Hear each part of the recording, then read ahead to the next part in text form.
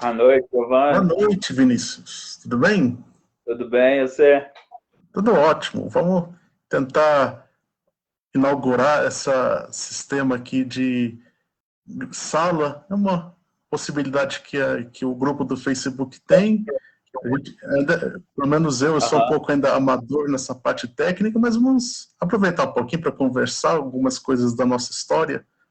Aí essas pessoas Isso. provavelmente já devem estar assistindo, está escrito ao vivo ali. Então, é isso. Boa noite a todos. Vamos aguardar o Marcos chegar, né? Acho que o Marcos também vem, então ele vai participar também. Certo. Vou ver no grupo aqui se está transmitindo já. Mas acho que já sim, ó, já está. Giovanni está ao vivo no grupo. Já Ah, apareceu lá isso no fica grupo. ao vivo, né? Depois fica gravado. Isso. Ah, então tá bom. Que coisa. Uma O OVNI. curiosidade para a gente aproveitar. Provavelmente deve estar assistindo, está escrito ao vivo ali. Então, é isso. Boa noite a todos. Vamos aguardar. Fica ao vivo, Ah, né? agora eu tô. Agora eu tô assistindo em dois lugares, aí tá dando um delay, mas aí, quer ver? Vou só. Assistindo, está escrito ao vivo ali. Então, é isso. Boa noite a todos. Ó, mais um. Tá dando um delay. O Marcos está chegando também.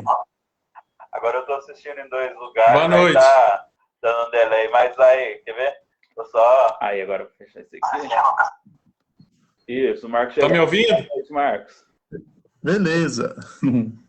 Tranquilo. Será que você tá indo pro grupo agora? Tá, né? Porque eu tava vendo lá no grupo. Tá Tá aparecendo. certinho. Pessoal, e a questão do disco voador, vocês viram? Então, eu achei bacana esse cara ali dar crédito, né? E colocar, disponibilizar para o pessoal. Eu achei bacana isso. Colocar no jornal. Pois é. Hoje saiu a notícia nova aí que foi visto também em Gaí e Luminárias, né? Foi. E eu acredito que seja verdade. Eu não creio que não seja OVNI, não. Eu creio que seja alguma coisa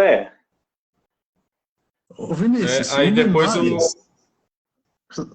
luminárias tem um nome, as luminárias das luzes. Você sabe um pouquinho dessa história aí? Sei sim. Vamos aguardar um pouquinho, o pessoal tá chegando, pra gente já, para falar uma vez só. Enquanto isso, nós vamos Não, fica fazer. gravando, não se preocupa não. O Gabriel vai participar? aí depois Eu não sei. falar. Bom, se ele tá sabendo que a gente tá aqui. Se ele participar, ele entra aí. Certo. O nome de Luminárias. Luminárias é o único lugar no mundo que tem o nome dado por causa de OVNIs, né? O nome, a história oficial do nome da cidade é por causa das luzes que apareciam lá.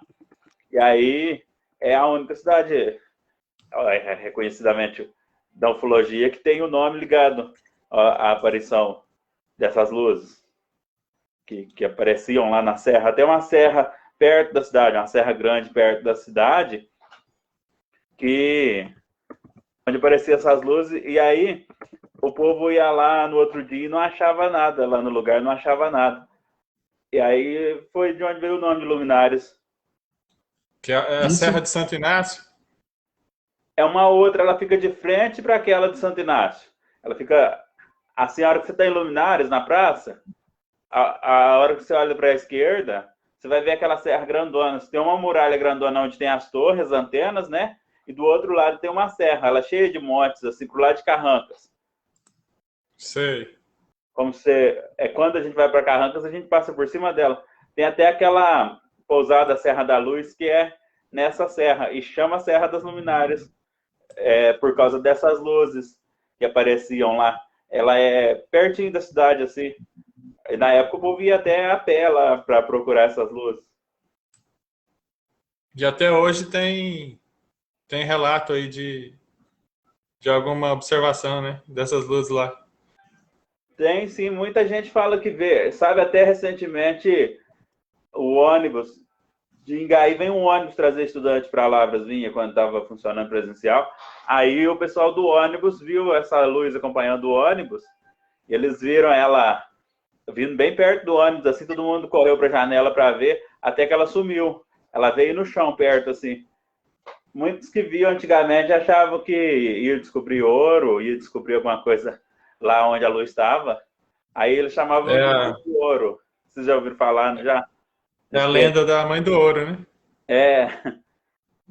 Esse é um fenômeno que acontece aí em várias partes do Brasil, né? Isso, da Mãe do Ouro, né? O pessoal está comentando aí. Ali naquela região de Luminárias, São Tomé, São Bento, que na história chama Deserto Dourado, né? Naquela região é muito comum o pessoal falar que vê essa luz ali naquela região, naquela planície grande que tem ali. A hora que a gente passa aqui a Serra da Bucaina, depois que você começa a descer para lá, tem uma planície enorme entre a Serra da Bucaina e a Serra das Letras. Aí nessa região tem muito relato de gente que viu essa luz. Já viu. E assim, a duração dela não é muito curta, né? Porque então, quando é aquele fenômeno do raio esférico, a duração dele é bem curta. O pessoal relata assim, igual tem gente que vê, uns falam que ela aumenta, depois ela diminui, depois ela vai para um outro ponto, depois ela volta. Naquele registro dos austríacos que passaram aí pela região, que o Giovanni disse que não são austríacos, né, Giovanni? Eles são, qual naturalidade? Bávaros, né? Os botânicos que passaram aqui na região, eles relataram dessa Serra das Luminárias já. Então, no século XVIII já tinha relato, eu acho que foi no século XVIII a expedição deles, né? Ou XIX, já tinha esses relatos já dessas luzes aqui na região. Isso, é o Spix e Márcios, né? Isso. Eles já colocaram ali o nome eles já citam a Serra de Luminárias lá no documento, já é citada a Serra das Luminárias, e a localidade lá em Luminárias já tinha esse nome de Luminárias, por conta dessas luzes lá. Mas alguém de vocês sabe qual que é a data mais antiga do nome Luminárias? Eu imagino que antes desses dois botânicos terem passado, já existiam esses relatos. No livro Memórias Iluminadas, esse que o pessoal fez lá em Luminárias, o pessoal lá era uma parceria do Viraminas com a Prefeitura de Luminárias, o governo do estado. Eles foram colhendo depoimento dos moradores lá da cidade, os moradores antigos lá da cidade. Tem alguns que estão até vivos ainda. Aí eles foram colhendo os depoimentos, que o Monsenhor Valdir, que ainda está vivo lá, né? A dona Lair, que eu mostrei antes, está vivo também. Aí eles foram colhendo os depoimentos, e esses moradores antigos, eles foram, assim, unânimes em contar essa história da luz, com referência ao nome da cidade. Mas, igual eu estava falando para vocês, do século XVIII, existe esse registro, sim. A padroeira lá na Serra do Carmo, né? É Nossa Senhora do Carmo. Isso. Aquela igreja. A igreja é de 1798, é isso? Isso, ela tem mais de 300 anos. Ela é... 300? Peraí, eu tô ruim na conta. Mas ela é de 1798, sim. E ela foi feita pela Dona Maria José do Espírito Santo, né? A dona da fazenda lá, que fez aquela igreja. E aí, em 1957, quando o Padre Valdir veio para Luminárias, o bispo tinha mandado derrubar aquela igreja, mas ele decidiu manter ela de pé. O Padre Bernardo tinha construído a matriz nova, e aí o Monsenhor Valdir decidiu manter ela de pé, mas ela estava sem telhado. Ela foi usada até para colocar animal do circo, na época que o circo tinha leão e tudo mais. Aí depois, na década de 80, ele reformou aquela igreja antiga que tem lá, que tem aquela torre de sino. E depois, agora, recentemente, o Padre João, que está lá agora de pároco, reformou de novo, e eles estão usando ela como matriz, até que, enquanto está reformando a outra. Eles estão usando ela para celebrações da igreja antiga, e está reformando a matriz, a que o Padre Bernardo construiu. Aliás, o Padre Bernardo e os outros que foram padre na época dele, junto com ele lá, né? Padre Frederico e os outros. Tá, então, onde tem um campanário. Então, para recapitular aqui, então, a igreja Nossa Senhora do Carmo, a serra é a Serra de Santo Inácio? A Serra das Luminárias. Serra de Serra das Luminárias. Luminárias. Isso. Então, qual que é o nome mais antigo? Serra das Luminárias ou a igreja de Nossa Senhora do Carmo? O nome inicial primitivo de Luminárias era Nossa Senhora do Carmo das Luminárias. O nome mais antigo que tem registro. Por causa das luzes. Tem ainda uma versão que fala que era por causa das procissões que eram realizadas, mas essa versão ainda é bem fraca. A mais forte mesmo, a que tem mais registro histórico que corrobora ela, é essa das luzes que apareciam na serra. E aí era Nossa Senhora do Carmo das Luminárias, depois simplificou só para Luminárias, né? Sabe uma coisa? Eu estou insistindo bastante no ano, porque, bom, é uma possibilidade. Se a gente conseguir descobrir qual que é o ano que surgiu a palavra luminárias, então seria a primeira vez que teve esse avistamento. Era muito comum nos tempos passados acontecerem, por exemplo, cometas que entravam na atmosfera, então os meteoros, meteoritos, esses meteoros são de alguma forma datados. Tem registros de cometas que passaram aqui, porque os cometas eles tendem a ter um certo ciclo, eles passam de tantos e tantos anos. Eu não sei, mas quem sabe talvez esse avistamento poderia ser um cometa que passou aqui, as luzes. Então, faz sentido sim. Mas eu imagino que para dar nome ao lugar, deve que era muito frequente, sabe? Era uma coisa assim, né, Marcos? Que acontecia bastante. Isso, porque, assim, esse fenômeno aí da Mãe do Ouro, ele é frequente, entendeu? Ele acontece, assim, principalmente essa época do ano. Época mais seca, na época do frio, é mais avistado. Então, é um fenômeno que já é conhecido há muitos anos, então ele se repete ali já faz muito tempo, né? Nessa região do Faria também, aqui eu já vi muito relato na região do Faria, do Rio do Servo ali, de pessoas que viram essa luz, aqui na região do Faria, aqui perto da Serrinha. Essa região tem bastante relato de pessoas que viram. Inclusive meu vizinho, ele deve ter uns 80 e tantos anos, ele conta que o tratorista estava trabalhando e viu, correu para casa, deixou o trator ligado e entrou debaixo da cama, assim, fica até meio divertido quando ele conta a história. O povo fica com medo, né? Eu imagino qualquer um de nós topar com essa luz por lá, sendo ou não sendo OVNI, a gente vai ficar com medo. O Andrei Milagres está aí nos comentários, né? Gosta muito de história, Andrei de Formiga, né? O Sérgio também está aí assistindo, o pessoal está assistindo a gente aí. Teve também aquele caso famoso da Santa, que apareceu aqui em Lavras em 1896, Isso. na região da Fazenda da Água Limpa. É tão engraçado que os jornais da época, eles falam que o evento aconteceu a 2 quilômetros de Lavras, quer dizer, hoje a cidade já cresceu tanto que Água Limpa já é um bairro, já faz parte da zona urbana, mas em 1896 era um local afastado. E esse daí, esse também foi frequente, teve uma frequência grande ao ponto de ser noticiado nos jornais por várias semanas. É tão interessante que os católicos falavam que era a aparição de Nossa Senhora, mas os espíritas já falavam, não, eram 2 seres de luz que apareceram. Isso é provavelmente influência do Augusto Silva, mas isso já estava nos jornais da época. E esse fato ele aconteceu num pasto que existia ali na região da Fazenda Água Limpa, né? Que era de propriedade de José Moreira de Alvarenga, que era o pai do Bim Moreira, né? Olha que interessante. Isso. Essa eu não sabia não, que legal.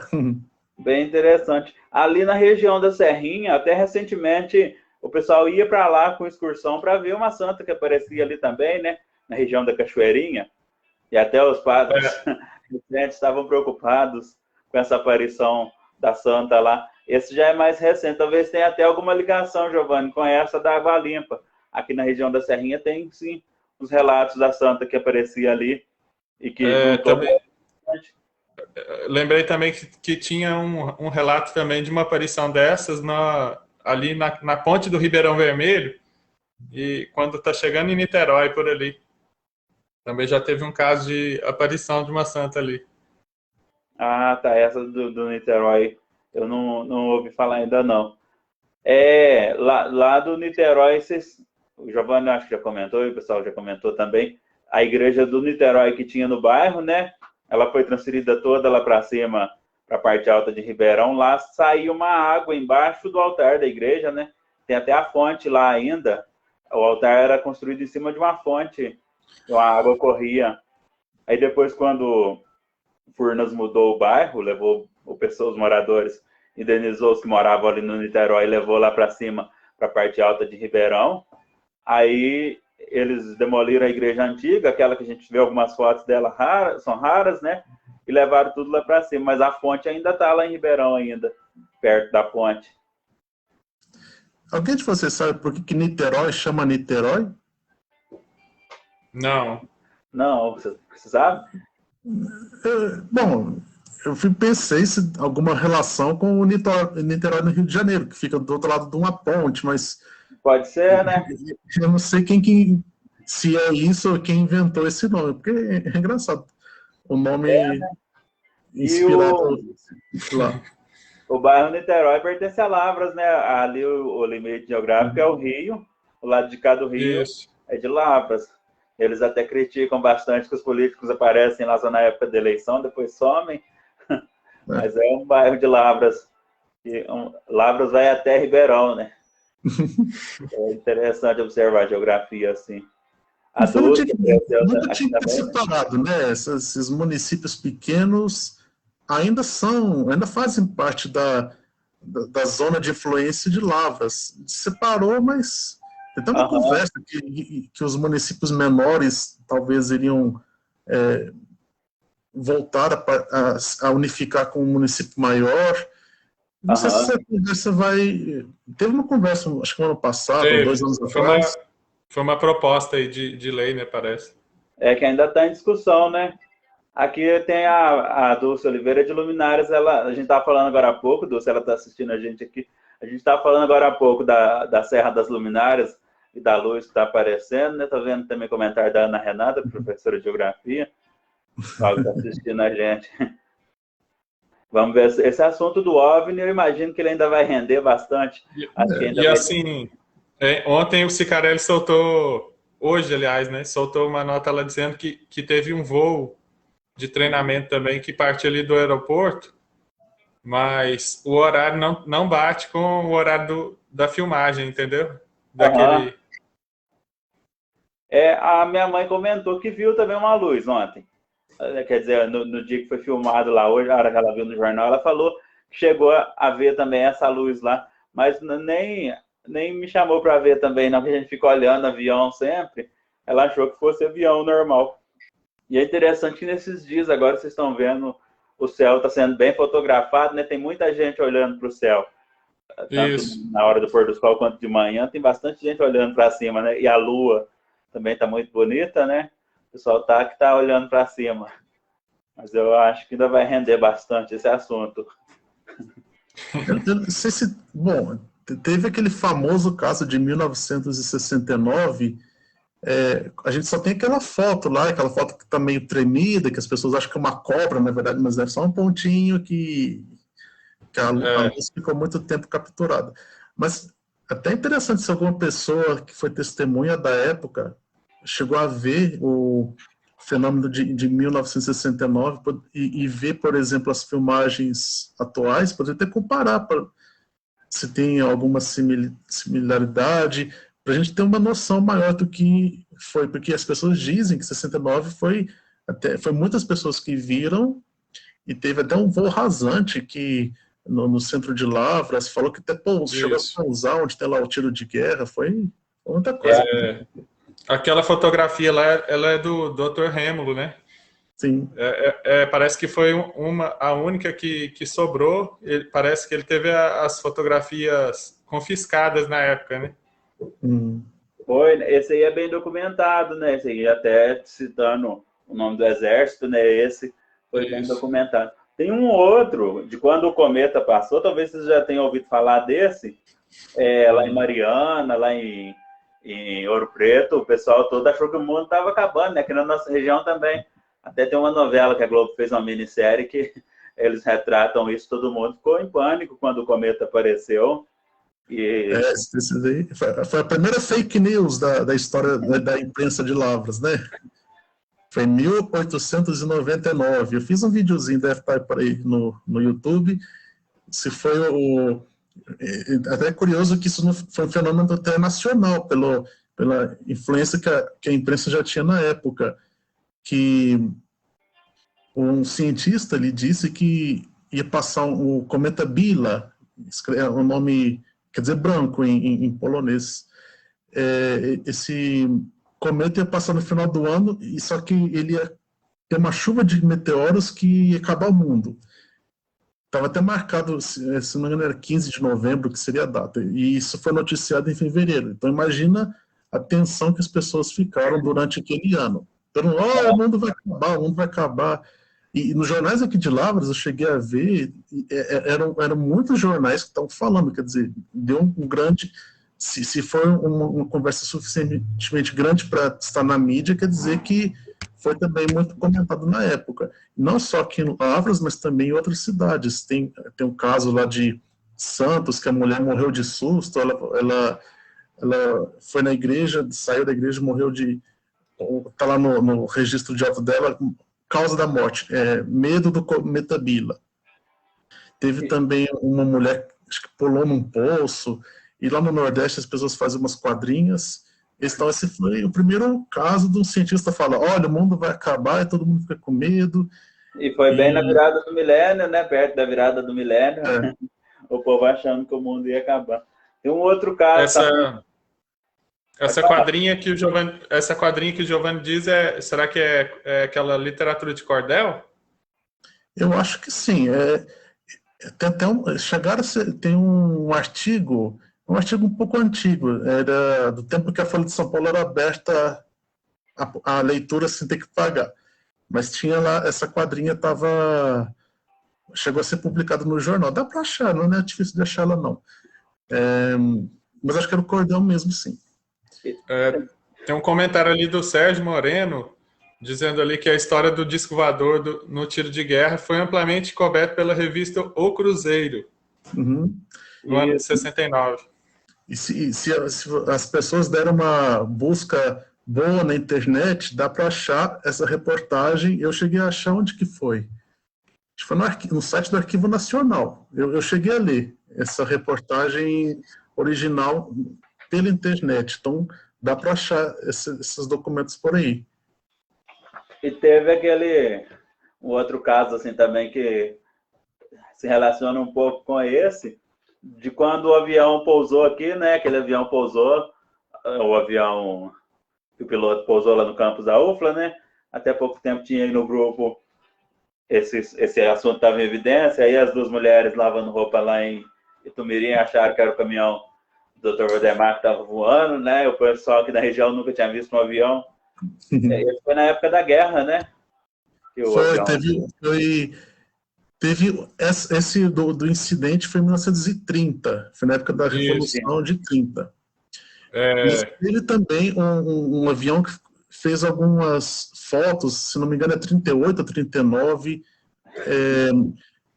tem aquelas fotos aéreas mais antigas que tem, é dessa época. E quem falou sobre a queda do avião é o seu Luiz, ele foi testemunha, né? Ele infelizmente faleceu esse ano, com quase 100 anos. Ele escreveu um artigo contando como é que foi aquele incidente do avião que caiu lá onde é a UFLA, né? Onde tem lá o pomar, aquela parte lá da subida da UFLA, caiu lá. E esse outro caso do caminhão voador, quem registrou foi o Paulo Piano, no livro dele. Nesse, né? Nesse, muito bom. Mesmo, né? O Paulo Piano registrou. E provavelmente foi um assunto assim que movimentou a cidade, né? Esse do avião. E não só a cidade, quanto também Tumiringa. Aí todo mundo chegou a ver ele, né? Luminárias, porque o piloto ficou fazendo voos aqui na região, né?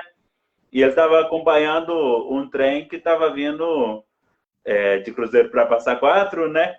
E ele estava escoltando o trem, e aí ele de lá veio para cá. Então, provavelmente, ele andou uma distância boa e todo mundo que nunca tinha visto um avião, viu um avião voando. Deve ter sido uma coisa bem marcante, provavelmente. Esse livro do Paulo Piano, na verdade, ele é a segunda edição ampliada. A primeira edição ele lançou em 1992. Eu lembro que eu era criança, eu tinha 6 anos de idade quando ele lançou. Eu achei nossa, incrível. Olha, ele deve ser muito inteligente para escrever um livro, lançar um livro. É curioso, essas coisas pequenas ficam na lembrança e é uma inspiração boa. Falando como professor, essas coisas marcam. E o segundo livro dele, eu recomendo as pessoas lerem, quem não leu ainda. Até o filho do Paulo Piano ainda tem exemplares novos à venda. É só procurar ele que dá para encontrar esse livro. Vale a pena conhecer. O segundo é esse que você fala? Esse daí é uma edição ampliada. Ah, então, mas você fala o segundo livro, no caso é essa edição. Isso, é a segunda edição. É o mesmo livro, porque essa é uma edição ampliada. Essa é uma edição mais trabalhada, colorida. O outro foi feito, bom, não tinha tanta tecnologia gráfica em Lavras naquela época, então foi uma tiragem bem simples, e essa já é uma tiragem mais de maior qualidade gráfica. Vale a pena. O primeiro, eu vi na foto dele. Vinícius, o primeiro motorista habilitado na cidade, vocês lembram quem foi ou não? Não, quem foi? Não, porque eu acho que ele cita... Foi da família Botelho. Teve um carro aqui... Eu lembro que é só conferir no livro que está escrito, mas acho que é da família Botelho. E teve também do jeito que acho que o sobrenome era Renault de Pádua, se não me engano. Carnot de Pádua. Esse foi o primeiro carro aqui. Agora, a primeira pessoa proprietária de carro acho que foi da família Botelho, se não me engano. Mas é só conferir no livro que tem a resposta. É do que vocês estão falando. Li aqui agora. Me parece que a habilitação, não posso estar enganado, mas eu acho que foi do senhor Hirohito. Na época, ele é da família Fiorini. Aqui no livro ele fala bastante dos carros do pessoal do Gammon também, né? Que tinha bastante... Que trouxeram os carros para cá também, né? Foi uma expansão interessante o automobilismo em Lavras, né? Lavras cresceu, a gente falou aqui do Ribeirão Água Limpa, naquelas pesquisas da Maria da Graça, ela acredita que o ouro era extraído lá no Ribeirão Água Limpa, que é onde está perto do bairro Água Limpa hoje, né? Mas a fazenda dos Bueno da Fonseca era onde é o Rio Bonito, o Poço Bonito. E a ferrovia vem e fica lá na Zona Norte, então dá assim para a gente ver que Lavras sempre teve essa perspectiva de ser uma cidade grande, uma cidade polo. O pessoal do Gammon também vem lá para a região da Zona Norte. A cidade teve pontos importantes em diferentes regiões. Então, assim, desde o início, Lavras já tinha essas localidades importantes, longe, não eram centralizadas, né? Tinha essa tendência de expansão, se a gente for observar historicamente, nos cantos de Lavras aconteceram coisas, né? A região da Baunilha ali também é antiga, onde está o aeroporto hoje. Então, de leste a oeste, de norte a sul, Lavras, desde sempre, foi grande e expandiu para essas regiões. Sempre aconteceu esses fatos históricos nesses pontos distantes de pensar, né? Isso. Essa menção aí sobre o Ribeirão Água Limpa, né? O que era referido como Ribeirão das Faisqueiras era ele? Isso. Nas pesquisas dela, ela chega a essa conclusão, que o Ribeirão das Faisqueiras seria... Aliás, ele é um ribeirão grande, né? Que ele nasce, na verdade, vai juntando outros ribeirões, mas aqui na região da Serrinha, né? E aqui na região onde hoje está a COFAP, vão juntando esses pequenos córregos para formar o Ribeirão da Água Limpa até ele desaguar lá no Rio Grande. Mas ele, como um todo, é um ribeirão bem grande, né? Sim. Agora o ribeirão lá do Poço Bonito é o chamado Córrego dos Vilas Boas, né? Onde está ali o parque. Onde está o parque que tinha a fazenda da Cachoeira dos Bueno da Fonseca, né? Onde passava o caminho para ir para a Estrada Real. Passa lá, ainda tem até um vestígio, né? Lá no Poço Bonito, do caminho que passava lá. E tem o Ribeirão dos Torres, né, Giovanni? Que também é um dos marcantes aqui em Lavras, né? Mas esse é mais recente, esse é do século XIX. Era do meu tio tetravô. Aliás, tio trisavô, desculpa. Era o José da Costa Torres. Essa família desse ramo, acho que só tem um familiar desse ramo aqui em Lavras, o resto já foi para São Paulo. E falando em família, Giovanni, você sabe se ainda tem descendentes do Augusto Silva na cidade? Tem famílias descendentes dele? O filho dele, o Manuel Augusto Silva, chegou a ser prefeito. Aliás, foi o primeiro prefeito com título quando foi criado, em 1930. Agora, descendentes dele, eu não sei. Provavelmente tenha, né? Acho que não sei. Não, porque ele teve 6 filhos, né? Para ele ter tido 6 filhos, imagino que alguns netos dele possam estar aqui por perto na região. É até uma parte boa para a gente pesquisar, né? Procurar alguns descendentes dele. Até vou colocar aqui nas dúvidas aqui, a gente põe nos comentários, às vezes alguém consegue responder. Essa família Silva, do Dr. Augusto Silva, ela veio da região de Santa Quitéria, né? Não é isso, Giovanni? É do Curral del Rei mesmo, Belo Horizonte. Ele é filho do Dr. Jorge, né? O Augusto Silva é filho do Dr. Jorge, que dá nome à praça lá do Gamo, que muita gente chama de São Jorge, mas não é São Jorge, né? Dr. Jorge, né? Aquela outra praça grande lá de baixo. Da zona e um dos irmãos dele deu origem à família Serra Negra, que ainda existe aí em Lavras, né? Dessa eu não conheço.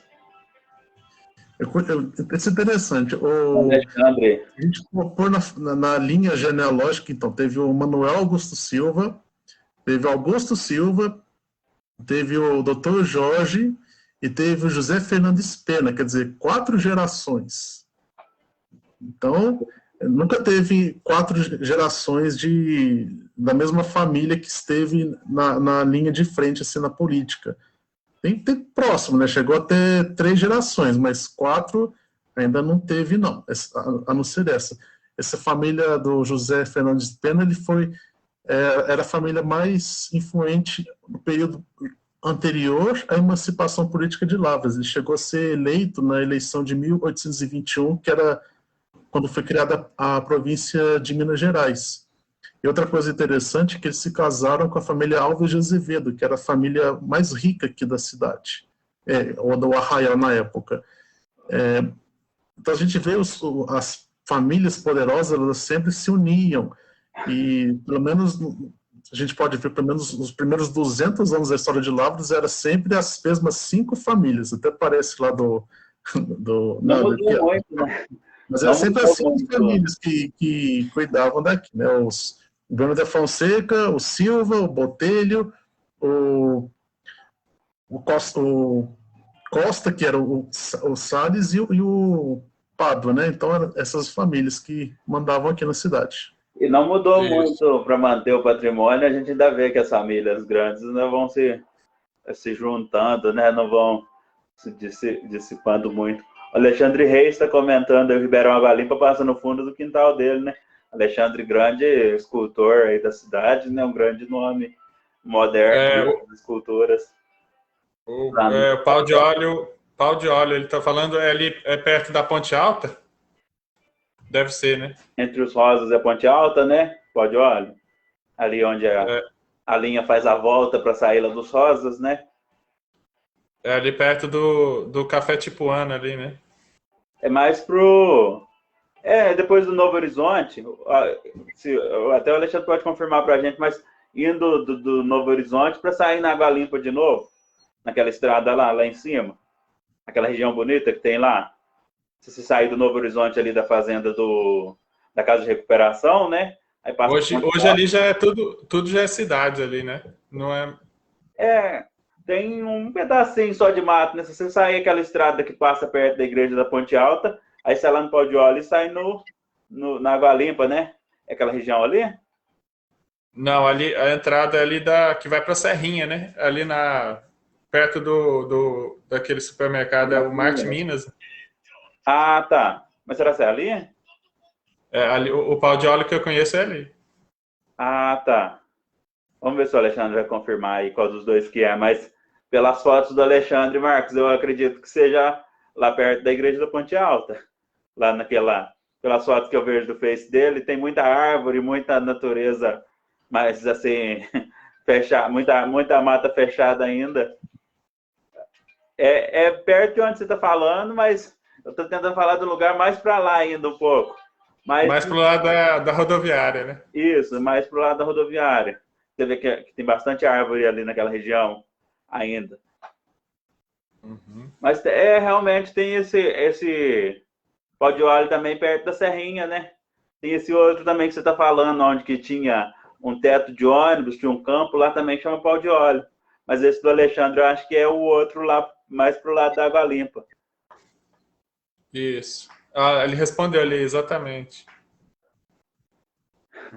Mas então, continuando aqui, o que a gente estava falando da família do Augusto Silva, né, dos descendentes, talvez a gente descobrir eles seria interessante também, né?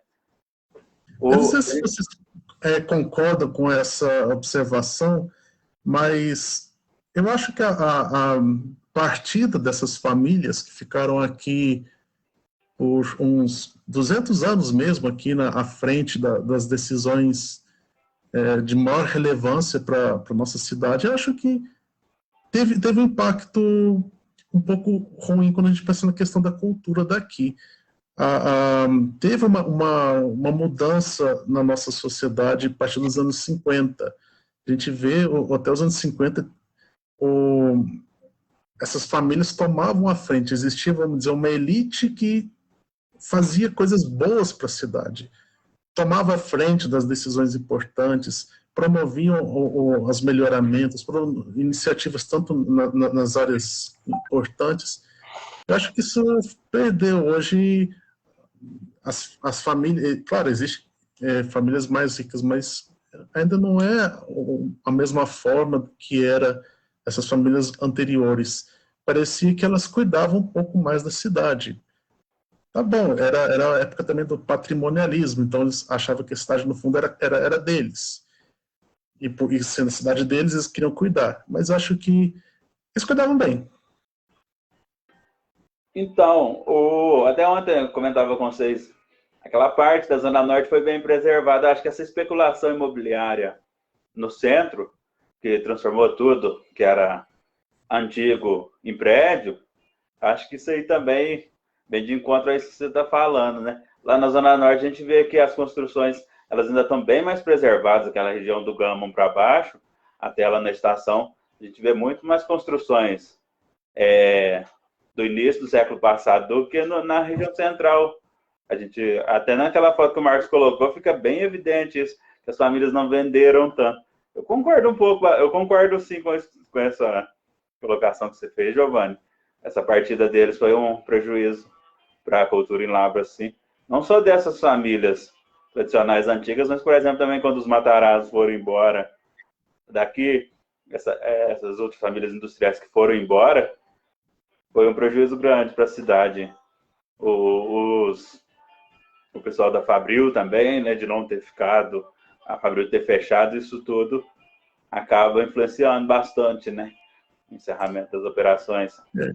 Eu quero dizer o seguinte, se você está numa cidade e já está em 200 anos, o seu cuidado com ela é maior do que o seu cuidado que você não olha essa cidade só com um local que eu vou investir para explorar e tirar o máximo, e assim que tirar tudo, vai embora. Não, quando você mora aqui por 200 anos, você quer cuidar disso, porque você planeja ficar mais 200 anos. Então, essa permanência fazia com que aquelas famílias anteriores tivessem um zelo maior, a gente pode dizer assim. Mas também foi mudando. Tem outro aspecto que a gente pode ver também, acho que isso é relevante. No início do século XX, a chegada aqui do Instituto Gama teve uma elevação na cultura da cidade, também a constituição da Escola Estadual Firmino Costa, e é curioso quando a gente pega o nome dos alunos, que eram os primeiros alunos do Firmino Costa, do Gama, no início do século, esses alunos a gente vê quando eles ficaram velhos, quando tiveram posição já na sociedade, eram pessoas já de grande influência e responsabilidade. Se a gente pensa o ciclo de evolução dessa pessoa, da infância, passando à idade adulta, há uma relação, quer dizer, quando foi feito um bom cuidado na educação do início do século, quando aquelas crianças se tornaram adultas, 50 anos depois, o aprendizado que eles tiveram quando criança gerou efeito 50 anos depois. Isso tem um impacto, sim, muito grande. E tanto é que a vida cultural de lá nos anos 50 era muito grande. Por quê? Porque quem tomava a frente eram aqueles que, quando eram crianças, foram impactados por aquele monte de novidades que tinha. No início do século XX chegou bonde, chegou a luz elétrica, inaugurou a praça, o telefone, só grandes modificações em curto prazo, aquilo impactou. Isso tem sim uma relação. E aí está a importância de levar a história para a escola, para a gente construir um futuro que preserve isso, né? Se a gente não levar a história para a escola, se a gente não vê um movimento da educação valorizando a história, valorizando a cultura, a gente ainda vai perder muito mais do que perdeu, né? Você citou aí coisas que Lavras conseguiu, que várias outras cidades não conseguiam, que era uma coisa, assim, uma novidade muito grande para o interior. Lavras teve aspectos que só a capital tinha. O bonde, a forma como o telefone se expandiu aqui. E aí acabou que, de alguma forma, isso se perdeu no tempo, né? A gente perdeu muita coisa. Não existem só os postes de vestígio do bonde em Lavras. Se a gente for pensar bem, perdeu uma coisa que, no dia a dia lá, era coisa do cotidiano e tudo bem. Mas, se a gente for ver no aspecto cultural, era um avanço muito grande. As pessoas já não andavam mais de charrete, não precisavam vir de charrete lá da Zona Norte para o centro, vinham de bonde, desciam de bonde, é uma evolução. E tem cultura ali também, né? E olha como é que isso tem impacto. Quem eram as crianças lá por volta dos anos 50? Hoje a gente fala muito, o nosso amigo Ângelo, o professor Ângelo, a dona Vandinha, eles eram jovens, eram as crianças que tiveram contato com aquela época de grande transformação, né? De grande valorização da cultura, das artes. Então aquilo foi impregnado na vida deles e até hoje eles se tornam referências na cultura aqui da nossa cidade. Quer dizer, porque lá na infância deles, eles chegaram a vivenciar uma época de grande progresso na cultura daqui. Isso impacta. E justamente o oposto também ocorre. Se a gente vê, tem épocas aqui na nossa história que foi oposto, não tinha nada. E se você não se forma uma boa...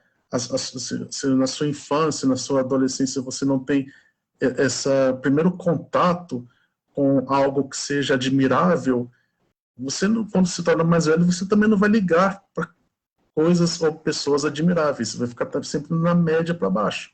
Lá na Zona Norte a gente ainda vê algum patrimônio preservado, mas ainda assim vamos saber até quando, né? Tomara que eles sejam preservados por muito tempo.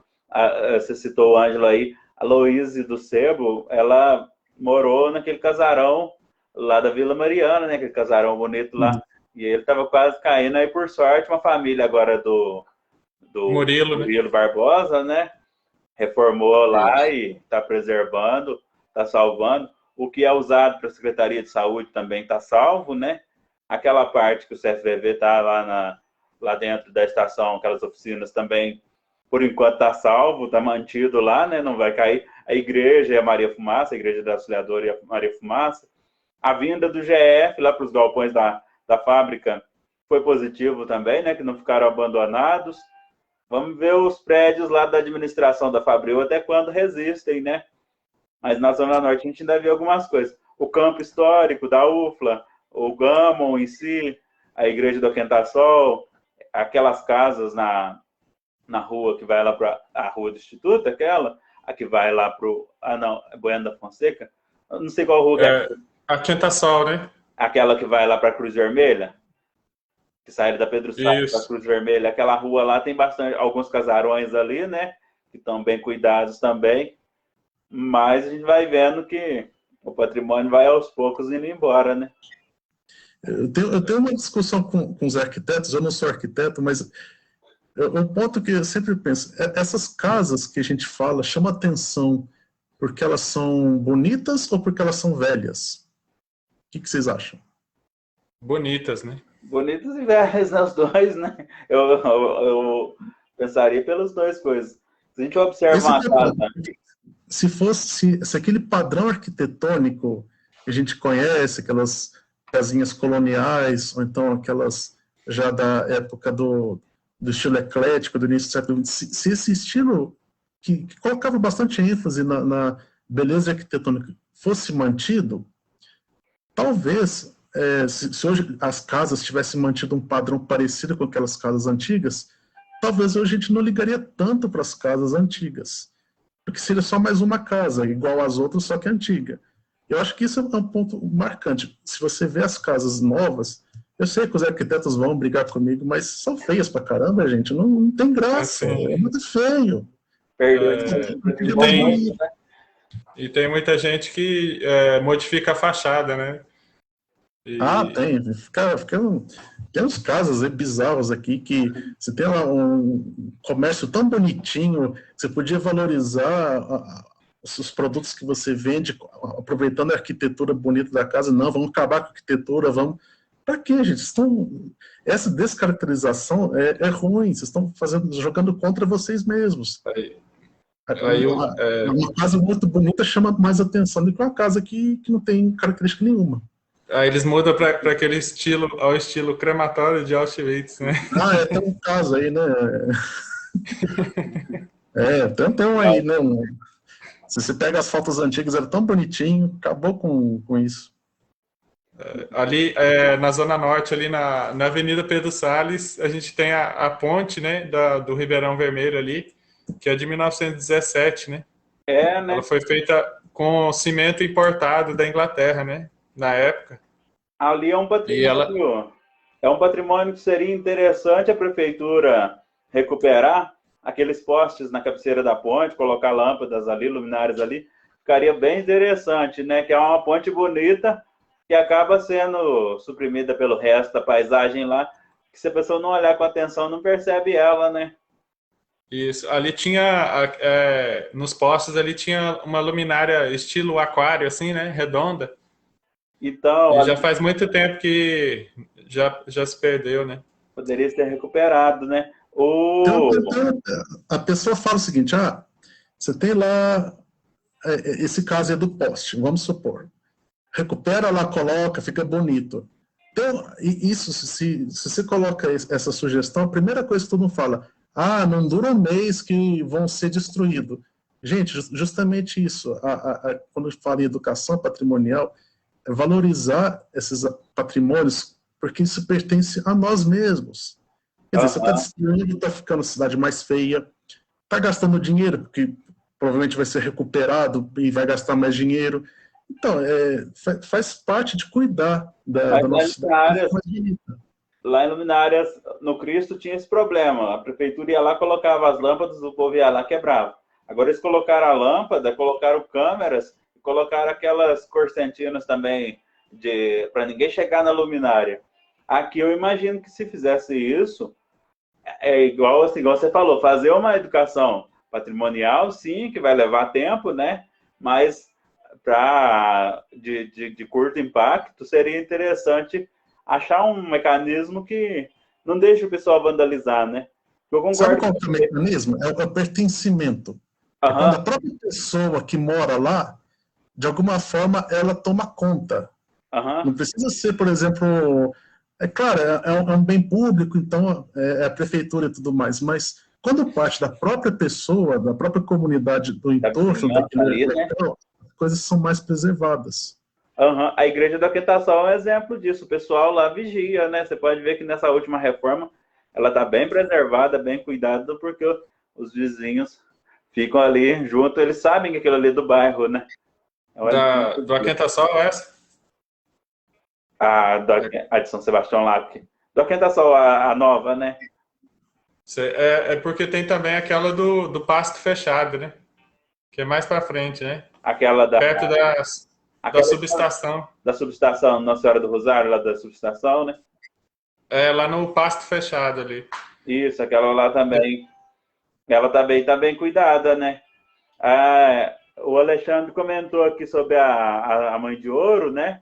Aqui corriam várias aparições da Mãe de Ouro, sempre que foi corriqueiro, né? Ao contrário do que alguns afirmam sobre queima de fósseis, combustão espontânea, a luz era uma chama, era uma bola de luz que não ficava estática, se movia em várias direções e velocidades, seguia o trajeto das estradas e pairava sobre os muros e aumentava e diminuía o seu tamanho, sobre os morros, né?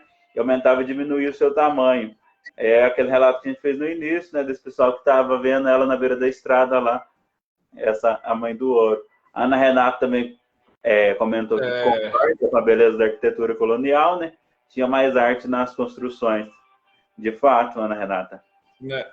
Nessa parte aí do Alexandre, eu concordo com ele, porque muitas vezes ela demonstra movimentos inteligentes, né?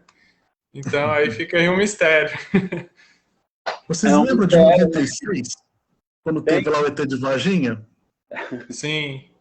Aqui em Lavras também tinha casos das pessoas que ficavam vendo o céu, apareciam luzes, e teve outras cidades também aqui no Brasil que teve casos de pessoas vendo. Vocês lembram disso? Eu lembro, ficava com medo danado. Nossa Não, senhora, eu quero ET. Sim. A gente passava fica pelo Gugu, impressionado né? com 10 anos de idade, né? O... Foi.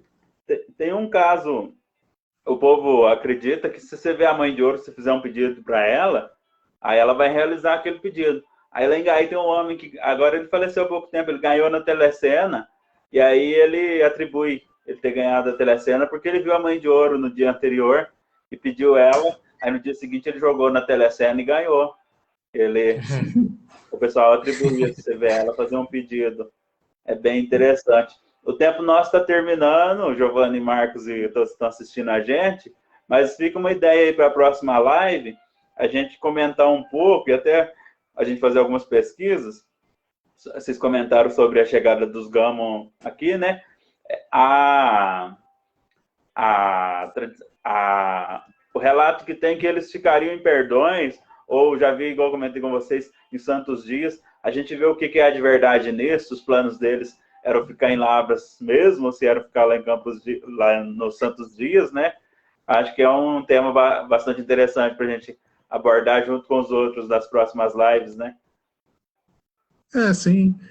Eles miraram muito no Augusto Silva. O Augusto Silva, bom, é na história, né? Ele era anticatólico, ele escrevia várias coisas contra a igreja nos jornais, ele era também espírita, e ele deu maior força de vir aqui. O Gamo, ele era o agente executivo na época, inclusive ele vendeu as propriedades da família, que era o chalé da praça e também o campo chácara, para a igreja presbiteriana fazer as escolas. Claro que isso demorou, teve um intervalo, um período de alguns anos entre um fato e outro, mas ele tem o dedinho do Augusto Silva para a chegada do Samuel. Nisso aí tem um fator positivo que ampliou a cultura, né? A cidade era, vamos dizer, unicamente católica, com a chegada dessas outras denominações, outras visões de mundo, seja dos espíritas quanto dos presbiterianos, dos protestantes, ampliou, possibilitou a ampliação da cultura em Lavras também, né? Sem dúvida. Os americanos foram os grandes educadores aqui para a nossa cidade, e diferente de outras cidades que existia algum tipo de elite intelectual própria, eles chegaram e se tornaram de cara a elite intelectual daqui, e a principal influência, pelo menos na primeira metade do século XX, mas até hoje sim, ainda tem uma influência na nossa cidade. A UFLA está aí como fruto da chegada deles, né? Tá aí fruto. Sim. Mas a UFLA não fala muito do Gama, a UFLA tem que lembrar um pouco das origens dela, mas isso daí é aquela... Esse plano para o manga para falar de lá. É o momento de aproveitar que cortaram as árvores lá e ver a sintonia que tem o campus do Gama com o campus histórico, né? Ali, a ligação arquitetônica mesmo dos dois, né? Se a gente olhar aquelas fotos antigas, quando não tinham as árvores ainda no campus, a gente vê que o campus do Gama, da chácara, com o campus histórico da UFLA tem uma ligação muito grande, né? E aqui no nosso grupo tem a planta que o Samuel Gama fez, do projeto que ele mandou para a Igreja Presbiteriana financiar a construção. Olha só, a gente pôr em valores, acho que era 38 milhões de reais. Olha, ninguém investe isso tudo por pura caridade nos tempos de hoje. Então, o Lavras é muito grato à Igreja Presbiteriana Americana que fez essa doação para construir a Exal, né? Isso. A UFLA não pode esquecer disso, tem que lembrar. Mas então tá certo. E vamos, na próxima, convidar mais gente. Alexandre, Ana Renata, participar com a gente aí, né? Essa de hoje a gente conversou foi mais de improviso, mas nas próximas vamos participar e trazer esses conhecimentos também aí dos demais e das outras pessoas que estão nos assistindo também, né? Fiquem à vontade para comentar, o vídeo vai ficar aí disponibilizado no grupo, vocês fiquem à vontade, certo? E sempre enriquecendo, compartilhando os conhecimentos, né, gente? Isso aí. Beleza, então. Quero agradecer vocês aí a gente ainda... pela... Tá começando, mas tem tudo bem. Pelo bate-papo, né? Eu também agradeço. De vocês. Obrigado também às pessoas que assistiram. Isso, que vão assistir ainda. Comentários, fique à vontade. A gente está aqui para aprender e melhorar sempre. Tá certo. Boa noite, gente. Tchau. Boa noite.